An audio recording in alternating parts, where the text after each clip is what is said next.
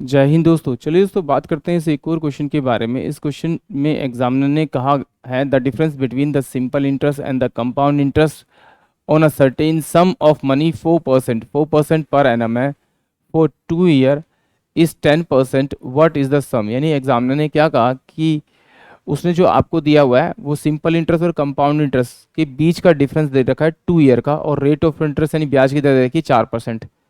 वो रुपीज़ कितना दिया उसने आपको? 10 रुपीज़ दिया है। तो अगर हम इसे फॉर्मूले की सहायता से निकालेंगे तो मुझे पता है कि भाई 2 ईयर के लिए जो फॉर्मूला होता है वो पी आर का स्क्वायर अपॉन में 100 का स्क्वायर, ये मेरे पास में 2 ईयर का होता है, और ये इनके बीच का डिफरेंस है सिंपल इंटरेस्ट कंपाउंड इंटरेस्ट का। अगर मैं बात करता 3 ईयर की, तो 3 ईयर में उनके बीच का अंतर ये होता है डी और पी आर का स्क्वायर अपॉन में 100 का क्यूब, और इनटू में 300 प्लस का आर। ये मेरे पास कितना होता है आपका 3 ईयर का, और ये मेरे पास में 2 ईयर का।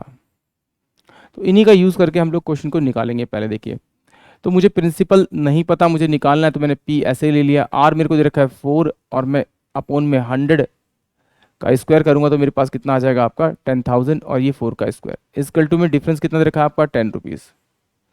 तो ये पी इंटू में कितना हो जाएगा आपका 4 इंटू में 4 बाय में कितना 10,000 इसकल टू में कितना आपका 10। तो 4 2500 और 4 2500 और 25 25 625, यानी कि 6250। ये इस क्वेश्चन का करेक्ट आंसर होगा, यानी कि ऑप्शन सी इसका करेक्ट होगा। आइए इसे एक बार और तरीके से देखते हैं सॉल्व करके।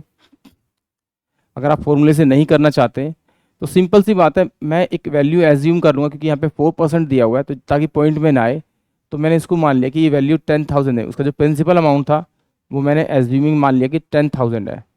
अब कितने ईयर का बोल रहा है इंटरेस्ट? वो 2 ईयर का बोल रहा है। तो सिंपल इंटरेस्ट तो हर ईयर सेम होता है, यानी कि अगर मैं 2 लाइन खींचूँ तो ये मेरे पास में 2 ईयर में सिंपल इंटरेस्ट आएगा, यानी पहला इसका 4% निकालूंगा तो मेरे पास में 400 रुपीज़ मेरा इंटरेस्ट आएगा पहले साल के लिए। दूसरे साल के लिए मेरे पास जो इंटरेस्ट आएगा वो मेरे पास में 400 रुपये होगा, और जब मैं इस इंटरेस्ट का इंटरेस्ट निकालूंगा तो मेरे पास में 16 रुपीज़ वो जो इंटरेस्ट आएगा इस इंटरेस्ट के ऊपर इंटरेस्ट आएगा, यानी ये कंपाउंड इंटरेस्ट हो जाएगा मेरा 16 रुपये। बट ये 16 रुपये नहीं है मेरे पास कितना आपका 10 रुपीज़ है। तो इस 16 को 10 बनाने के लिए क्या करेंगे, 10 बाय में 16 से आप इसे मल्टीप्लाई करेंगे।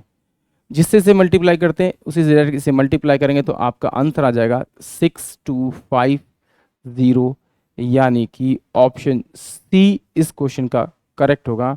आई होप आप सभी को क्वेश्चन समझ में आया होगा। जय हिंद, जय भारत।